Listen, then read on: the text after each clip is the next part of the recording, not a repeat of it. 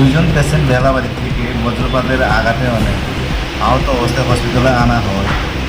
একজনের নাম হলো সবিরানী দেববর্মা, বয়স 46। আর একজনের নাম হইল প্রিয়বালা দেববর্মা, বয়স 35।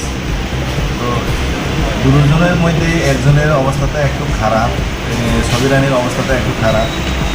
আর প্রিয়বালার দেববর্মার অবস্থাটা ভালোই, জানে কিছু হবে না, এমনি ঠিকই আছে এখন। স্যার তার বাড়ি বলে না স্যার? একজনের বাড়ি সবিরানী দেববর্মার বাড়ি হলে মথুরা বাড়ি, আর প্রিয়বালা দেববর্মার বাড়ি হলে খাটিয়া বাড়ি। তারা বাড়িতেই ছিল, ঘরের ভিতরেই ছিল, কিন্তু বৃষ্টিতে বজ্রপাতে কিন্তু তারা বাড়ির ভিতরে থাকা অবস্থায় কিন্তু তারা আহত হয়েছে।